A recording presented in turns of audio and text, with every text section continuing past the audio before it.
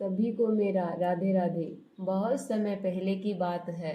एक सुप्रसिद्ध ऋषि अपने गुरुकुल में बच्चों को शिक्षा प्रदान करते थे।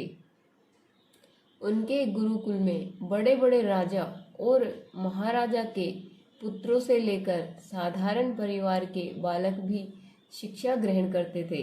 ऋषि वर के गुरुकुल में बालकों के मध्य में किसी भी प्रकार का कोई भेदभाव नहीं था। वह सभी को एक समान समझकर शिक्षा देते थे।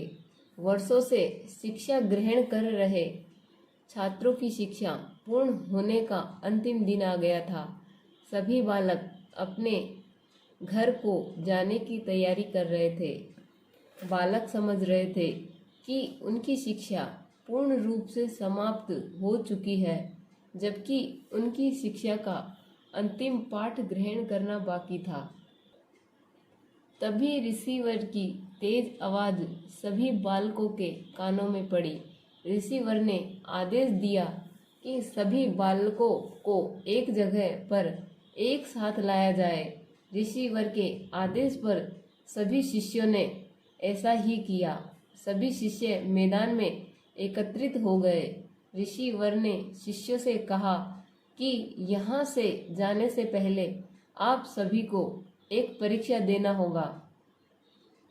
ऋषिवर ने आगे बताया कि यह प्रतियोगिता एक दौड़ होगी और इसमें आपको कहीं पर कूदना है तो कहीं पानी में दौड़ना होगा और इसके अंतिम भाग में आपको एक अंधेरी सुरंग से भी जाना होगा।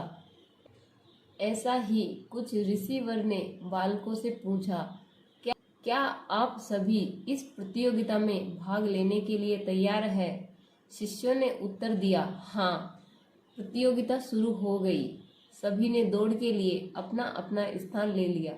सभी शिष्य तेजी से दौड़ने लगे। वे सभी बच्चे अंत में सुरंग को पार करते हैं।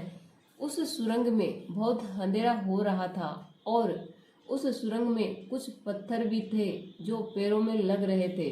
सभी असमंजस में पड़ गए। अब क्या करें? किंतु इस दौड़ को भी पूरा करना था। इसीलिए सभी बालकों ने अपना पूर्ण ध्यान प्रतियोगिता को पूर्ण करने में रखा और दौड़ को जारी रखा।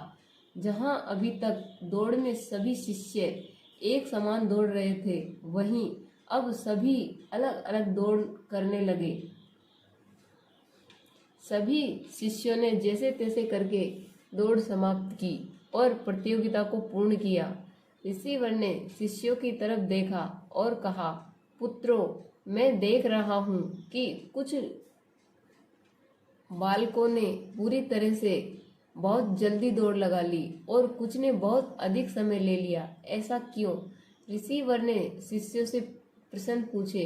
शिष्य ने उत्तर दिया कि हम सभी शिष्य एक साथ दौड़ पूरी कर रहे थे। तभी कुछ शिष्य एक दूसरे को धक्का देकर आगे निकल रहे थे, तो वहीं कुछ शिष्य संभल संभल कर आगे की ओर बढ़ रहे थे और भी कुछ ऐसे थे जो पत्थरों को उठाकर अपनी जेब में रख रहे थे ताकि बाद में आने वाले लोगों को पीड़ा ना सहनी पड़े। इसीलिए सभी विद्यार्थियों ने अलग अलग समय में दौड़ प्रतियोगिता पूरी की। ऋषिवर ने कहा, ठीक है, जिन लोगों ने पत्थर उठाए हैं वे आगे आए और मुझे वो पत्थर दे। ऋषिवर ने आदेश दिया तो कुछ शिष्य सामने आए और अपनी जेब से पत्थर निकालने लगे। ऋषिवर ने शिष्यों से कहा, मुझे पता है आप लोग इन हीरों को देखकर आश्चर्यचकित हो गए हो। ऋषिवर बोले, इन हीरो को मैंने ही डाला था। यह मेरी इस प्रतियोगिता का ही एक हिस्सा था। ये निशानेबाज जिन शिष्यों को मिले थे वे शिष्य इस प्रतियोगिता के विजेता है। शिष्यों को भी कुछ समझ में नहीं आ रहा कि यह क्या हो रहा है। ऋषिवर ने कहा, मैं समझाता हूँ। ऋषिवर ने शिष्यों से कहा, यह एक सामान्य प्रतियोगिता नहीं थी।